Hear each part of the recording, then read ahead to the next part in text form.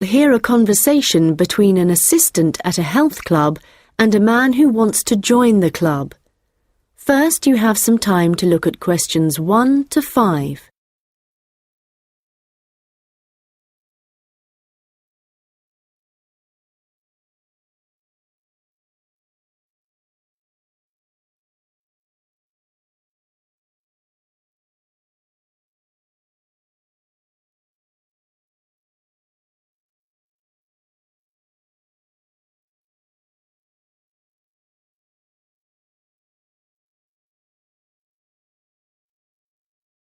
Hi, can I help you? Hello. Yes, is your club taking on new members at the moment? Oh, yes. We're always interested in taking on new members. Just give me a moment and I'll get an application form. Right, here we are. So, let's start with your name. It's Harry. OK. And your surname? It's Simons. Is that like Simon with an S? No, it's Symonds.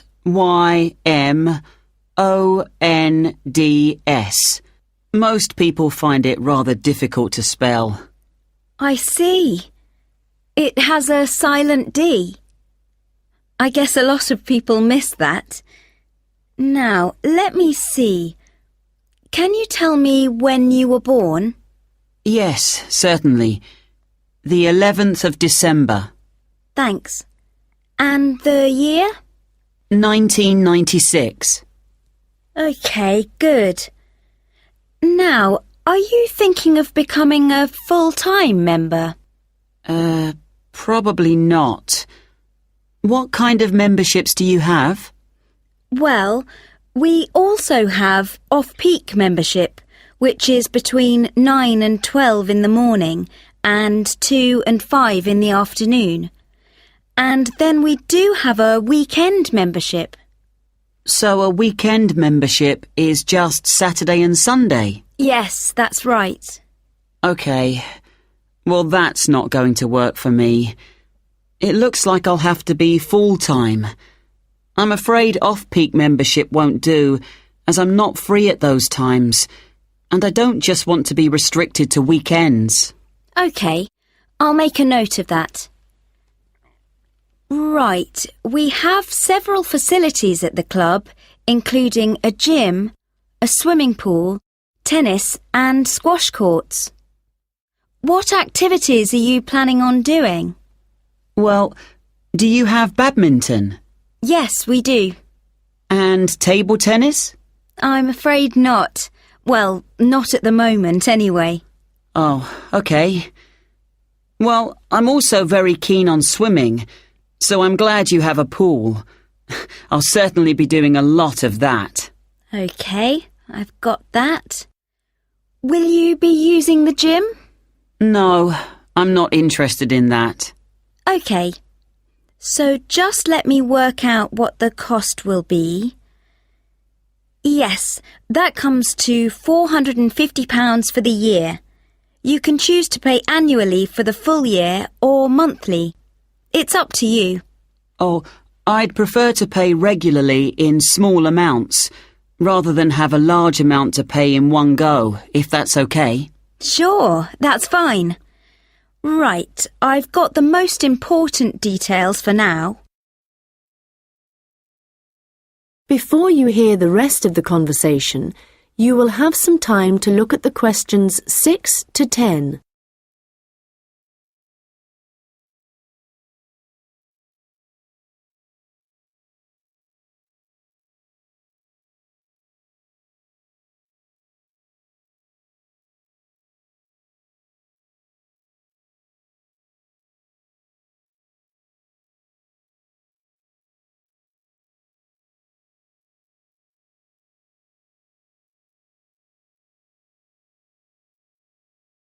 Now listen and answer questions 6 to 10.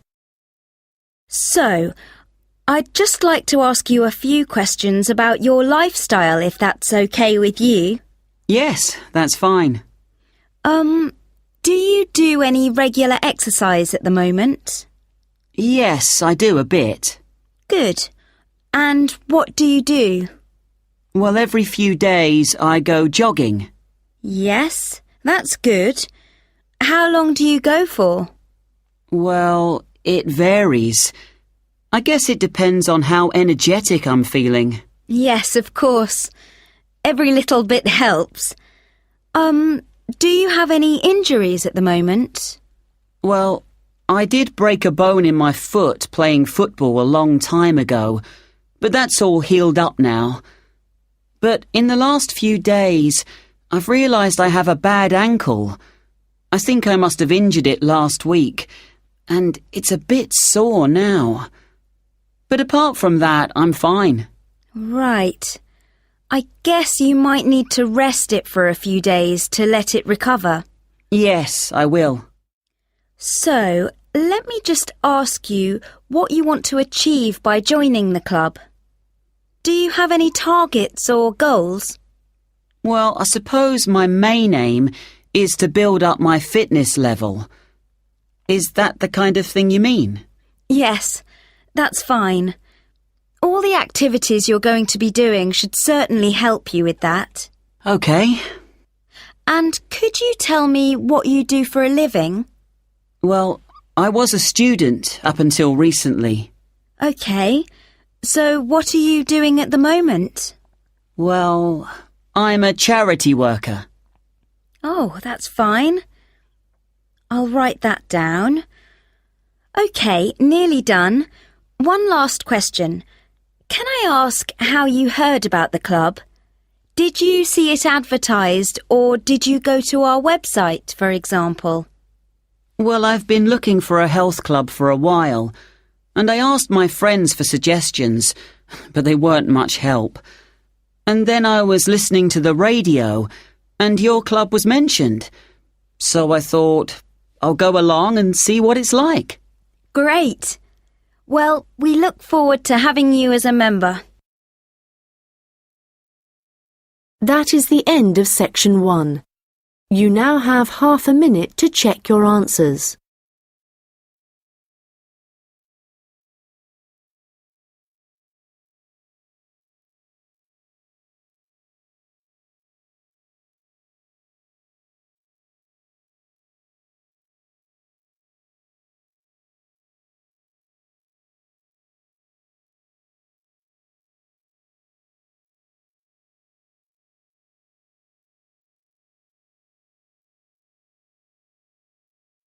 Now turn to section 2.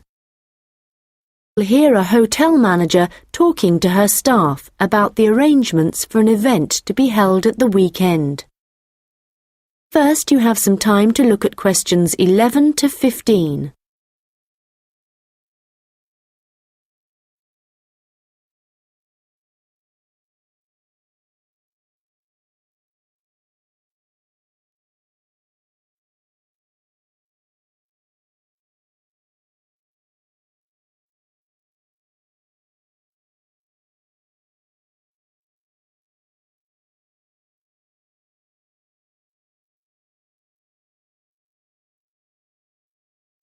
Good morning, everyone.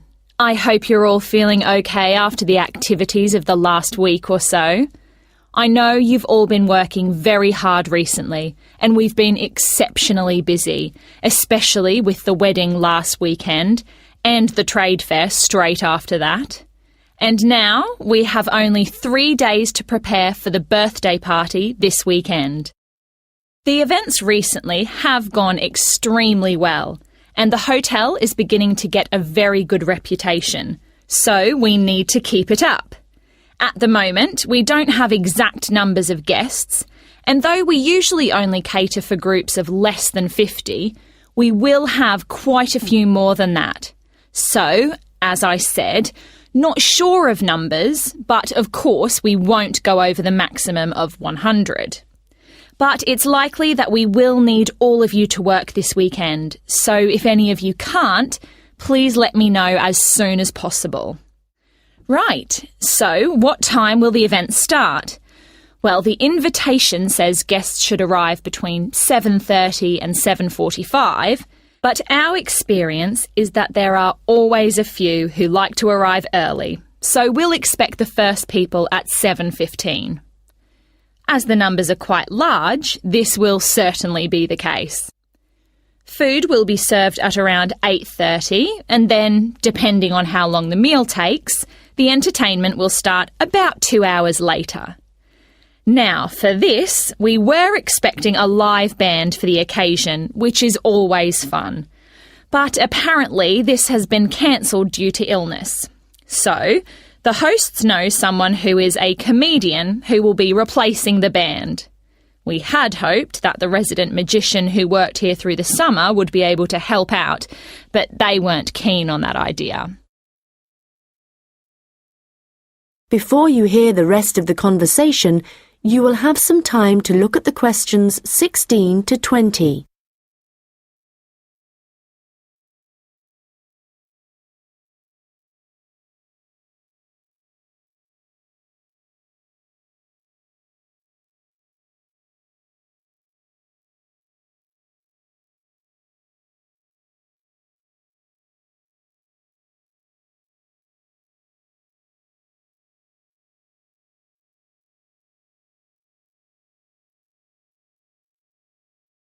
Now listen and answer questions 16 to 20. So, I'd just like to go through who's doing what when the guests arrive, and I think we'll make a few changes from the last party held here. If I remember correctly, it was Olav who coordinated the task of providing the guests with drinks. Or was it Ahmed? I'm not sure. But Gary asked to do it this time, so that will be his job. There's been no decision yet on what the drinks are going to be, but I hope they decide soon in case we need to order something special. Now, for receiving the guests' coats and hats, it's important we have someone experienced doing this, as we don't want guests losing their belongings. And Monica, last time this was your responsibility. Susan, I know you wanted to do this, but as the numbers are quite high for this event, I won't make a change here. Right. Now, last time there was some confusion as to where guests were supposed to go once they had deposited their things, and we had guests roaming around the whole hotel. So, Ahmed and Olav, I believe you discussed the problems with Susan and thought she would be good at guiding guests after they had arrived.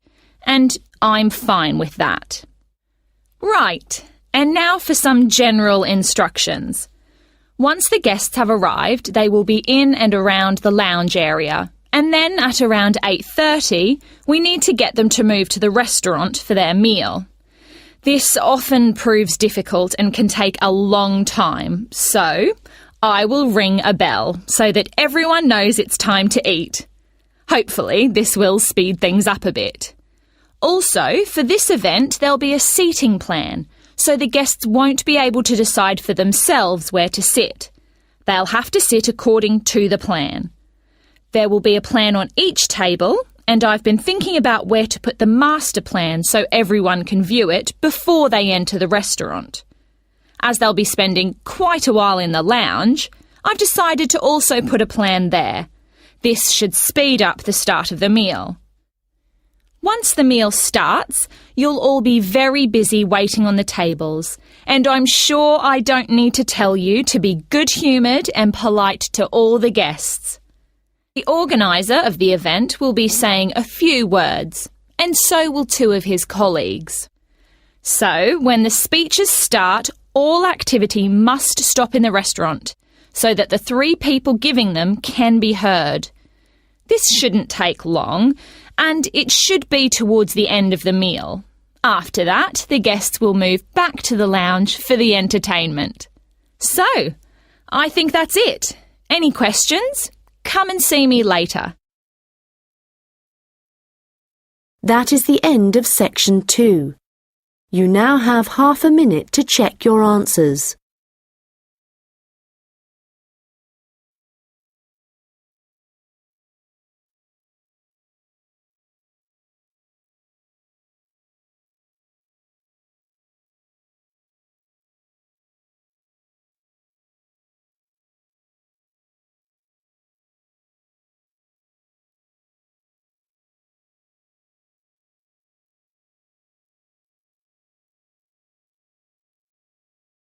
Now turn to section 3. There are two students discussing an assignment. First, you have some time to look at questions 21 to 25.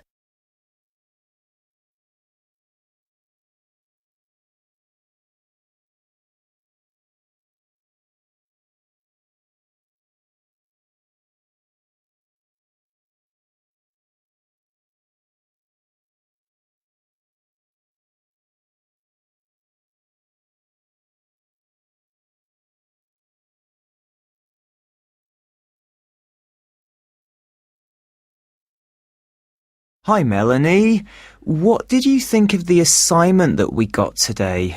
It looks interesting, doesn't it? Yes, Alan. I've always been interested in recycling, but there's a lot of research to do. Yes, there are a lot of things I'm unsure of, so it's going to be good working with you. OK. Well, why don't we start by making a flowchart from the notes our tutor gave us? Yes, so on one side we could have the paper production cycle, here on the left, and on the other side the recycling. Good idea. Let's start at the top with the production. The first step in the process is to get the raw materials. Yes, and they tend to come from pine forests. OK. And then the bark is removed from the outside of the tree, and after that, the wood is chopped up. That's the first 3 stages. It sounds a bit complicated after that. It says water is added, and then the mixture is heated and made into pulp. This will be the thick paste that is used to make paper. Yes, you're right, because after that they use a machine to make the paper, and we can put that right in the centre of the flowchart, because it's also where the recycled paper joins the process. Yes. So, once the paper has been produced in the machine, what happens then?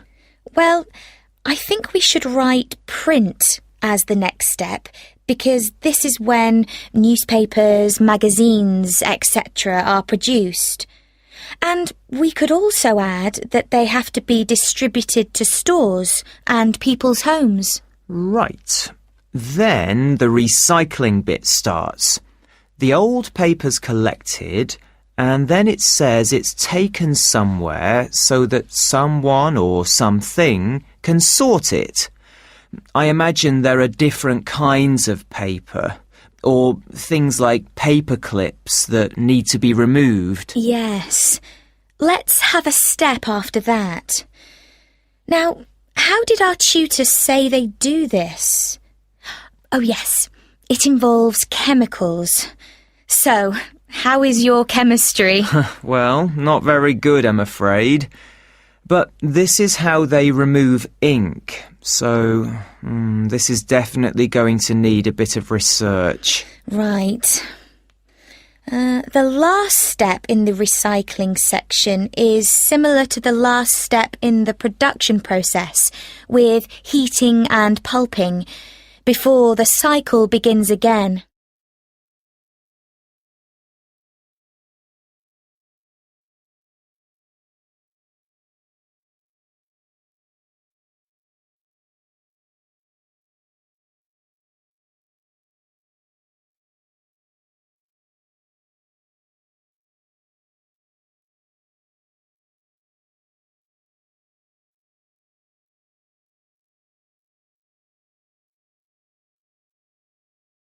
Now listen and answer questions 26 to 30. So, I think going through the processes helped. Now we need to decide how we're going to do this assignment. Yes. I guess what we need to do is take the processes and divide them up between us. But we could start thinking about an introduction. Yes, OK. Well, I can start doing that. I think I have enough to go on already. Good. And there are a few areas where we need a lot more information. I think I'll start with something easy. Let's say the paper collection. I could go to the resource centre to do some research. Well, I think a better idea would be to approach someone who's involved in the process. What about contacting the council? Oh, good idea. Yes, I'll do that instead. They're bound to have some information. And I know just the thing to add to our work to make it even more interesting. And what's that? Well, in my last assignment, I added a few pictures, and the feedback I got was that this wasn't academic enough. So what might really bring it to life would be to include some data, provided we can find some. Yes, that sounds excellent. Well, we certainly have a lot to do, and not much time to do it in. You're right. I think we have about 5 weeks, so I suggest we create a plan of work today. The end of the month is nearly 3 weeks away, and then we have a few days holiday. Yes, so let's see if we can get the first draft done by then, so we can take a short break. OK. Then after the break, we'll have just over a week to complete it. I wonder if we could get someone to review our work for us a few days before the deadline, so we can make some final changes. What about your friend, Henry? Well, the best person would be our tutor. Henry's very good, but he's taking a whole week's holiday, and there won't be enough time when he returns. OK then, that's fine. That is the end of section 3. You now have half a minute to check your answers.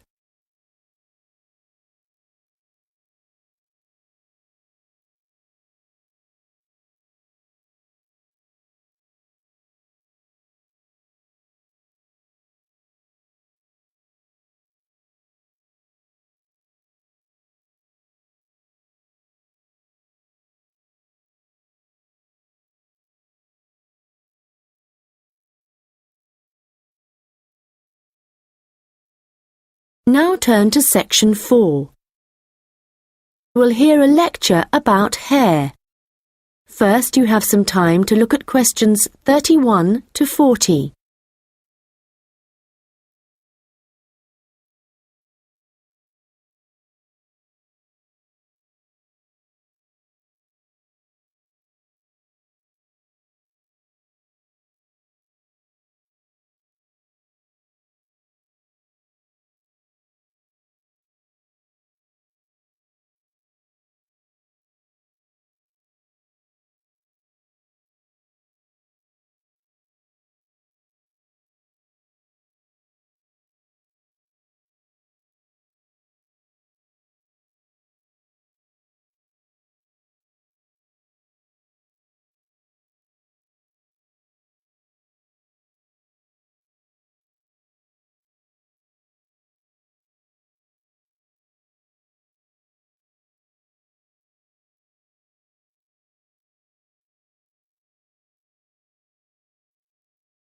Now listen carefully and answer questions 31 to 40.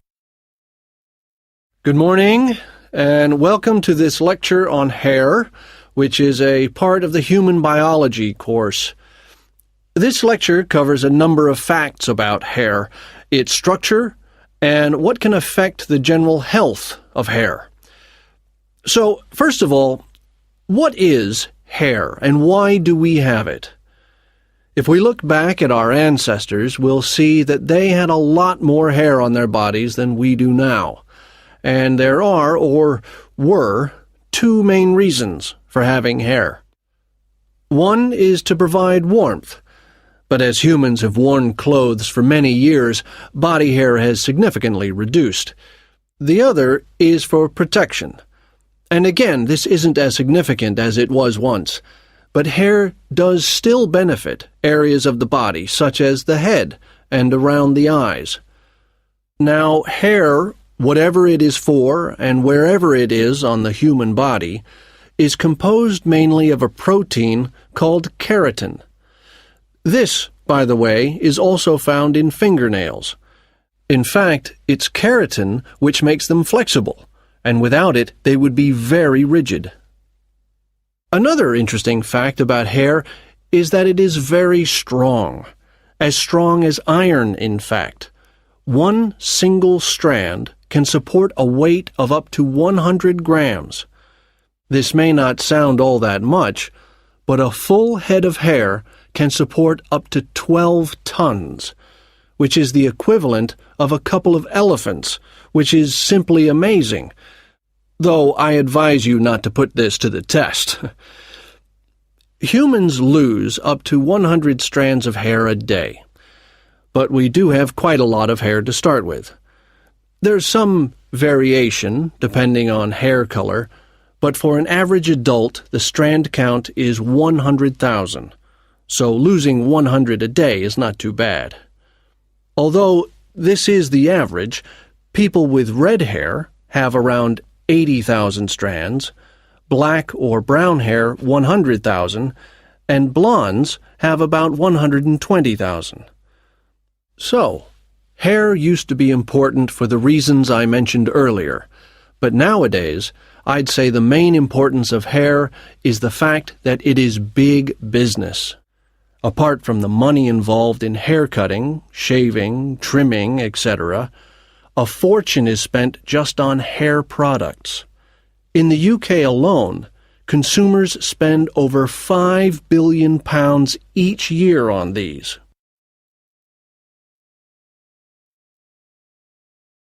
So next, I'd like to just give you a quick overview of the structure of hair. As you can see, along the length of the hair, there are three main parts, called the bulb, the root, and the shaft. A single hair is fixed at one end below the skin in the bulb. The bulb acts rather like a cap. It encloses the end of the hair in the head.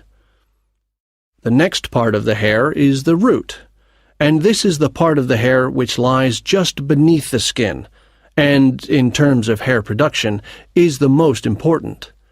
This can be considered the control center for each strand of hair, and is where the glands are found. These produce oil, which flows along the length of the hair, and the health of the root determines the overall health of the strand of hair. The last part is the shaft, and this is the hair which is above the skin, and is, of course, what we can see. Fortunately, this is not active, and I say fortunately because otherwise it would be very painful to have your hair cut. And finally, I'd just like to go over a few factors that impact on the overall health of hair. Like every other part of the body, our diet, that is, what we eat, is extremely important to the condition of our hair. But whereas a change in your diet to, for example, eating unhealthy foods will soon be noticeable in your skin, changes to your hair will take a lot longer. A change in diet today could take several months to have an effect on your hair. And so, what is the key to healthy hair? Well, eating a balanced diet is the most important thing. There are a number of vitamins that are vital for good hair health, the main ones being vitamins C, D, and E. And in a balanced diet, all these vitamins should be readily available. If you need a boost of vitamin C, for example, one of the best things to eat are blueberries. For vitamin D, the best examples are fish, mushrooms, and eggs. And for vitamin E, nuts and seeds. Right, so let's go on to what it